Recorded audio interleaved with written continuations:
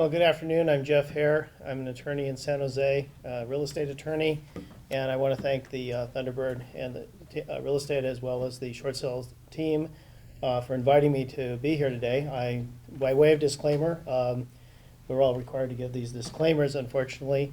I'm not an attorney for Thunderbird. I'm a sole practitioner in San Jose. And also today, I'm going to be giving some examples and talking in general terms, and even during the question and answer period that follows, I'm happy to answer general questions, but I'm not allowed to give legal advice to any one of you So please don't take what I say as legal advice. I will be encouraging you, of course, to consult with an attorney of your choice to get specific answers to any specific issues that you're facing. Now, you've heard so far about the tax consequences and the credit consequences of going through this process that we call the foreclosure process. And I think it's very important you have to understand that there's several ways to avoid foreclosure, but we're talking today about loan modifications, or as it's more commonly called, a loan mod. First of all, let's understand that a loan modification is really nothing more than a change in the terms of your agreement, of your legally binding contract when you borrowed money to buy your house. Loan mods have been around for 20 or 30 years. Okay, there's really nothing new about them. The problem is that when you go through a loan modification, it could be for any one of a number of reasons, which can result in a higher monthly payment, not always a lower monthly payment. You must be eligible for a loan mod, and you must qualify with the investor. Now, here's what happened. When the housing market started to go into the tank in the latter part of 2006 and the early part of 2007, a lot of people started finding out about the possibility of modifying their loans so they could avoid foreclosure. The idea was to avoid going into foreclosure by modifying the terms of the agreement with the lender. The problem is that 60% of these loans that were modified in 2008 resulted in a higher monthly payment. How can that happen?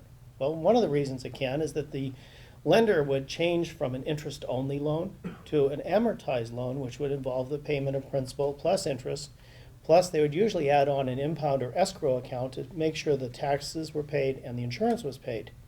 So the monthly payments actually went up in a lot of cases.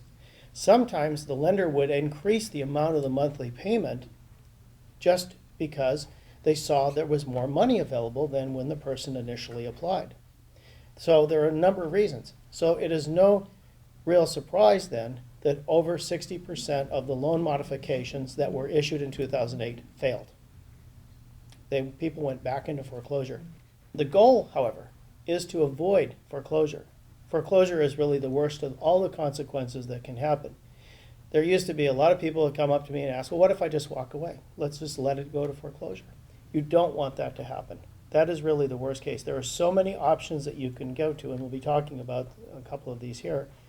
Foreclosure is the longest hit on your credit record. It's even worse than bankruptcy in some cases. So you really want to avoid foreclosure as all possible. The projections, however, are pretty grim. 9 million foreclosures by 2012, and I've heard that by 2015 they're expecting 13 million foreclosures. Wow. You can check a great site at the Center for Responsible Lending for information about that. The projections and the facts are coming out. And of course, they really don't know, but this is the best guesses they have. In response to the dismal results of the loan modification plans that were done in 2008, the new administration launched a plan to try and redo the process. And on March 4th, they released a new set of guidelines. The new set of guidelines provided some financial incentives to the lenders to try and make the loan modifications work. And one of the key components of the loan modification plan was to try and drive down the monthly payments to be equivalent to approximately 31% of gross monthly income. Now, the problem with that is that's not a mandatory statement. That was a goal. It was a target. And there were several obstacles that we ran into. First of all, lenders are still trying to figure out what these guidelines are. Now, I read them the day they came out. And from front to back, I read through the guidelines. So I thought I was pretty smart.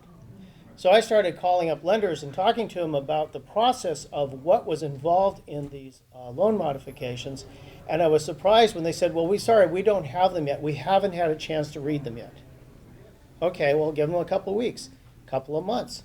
We're now almost 6 months later, and we still don't have lenders out there that understand these rules, let alone the staff that they just recently hired last week to try and answer some of these questions. Investors control the terms. A lot of people think, well, I have a relationship. I've been banking with Bank of America for 27 years, and my home loan's with them, and they'll give me what I need. Well, the reality is that lender doesn't own your loan. Your legally binding agreement on your loan is now been sold maybe several times and is owned by someone else or another company. And that investor, as they're called, owns the terms and controls the terms, and in some cases is bound by law not to change those terms. Another obstacle was unemployment. Now, news just came out yesterday. Santa Cruz is at 10.7% unemployment. That sounds horrible. Silicon Valley went to 12%. State of California, 12.2%. So unemployment continues to be one of the single biggest problems that we're faced in trying to come through this recovery. And remember, you have to be eligible and you have to be qualified to get a loan modification.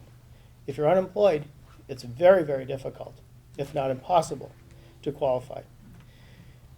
I won't mention too much about the scam artist and the amount of fraud and misinformation. I think there's been enough reported about this, but I can tell you right now that the crackdown is coming down in the form of legislation and action by the Attorney General's office to absolutely prohibit people from charging money from doing loan modifications.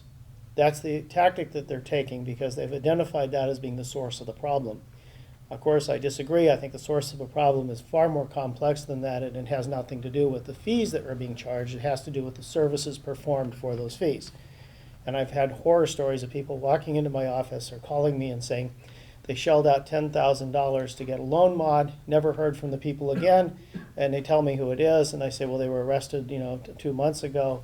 One's a fugitive from justice, and they walked away. The guy lost his house, he lost his $10,000, and he's lost his wife. Everything has gone downhill. These are the stories that we're dealing with because of these scam artists. But there is some pending legislation on the governor's desk right now that's going to make the situation, I believe, a little even worse because it's going to restrict that the only people that can do loan modifications are the nonprofit HUD-approved counselors. I have a feeling that they're going to be having a very difficult time keeping up with the workload. The last call I got, somebody made an appointment with a HUD counselor. Earliest appointment they could get was 14 weeks out. That still may be enough time, but there are problems with that.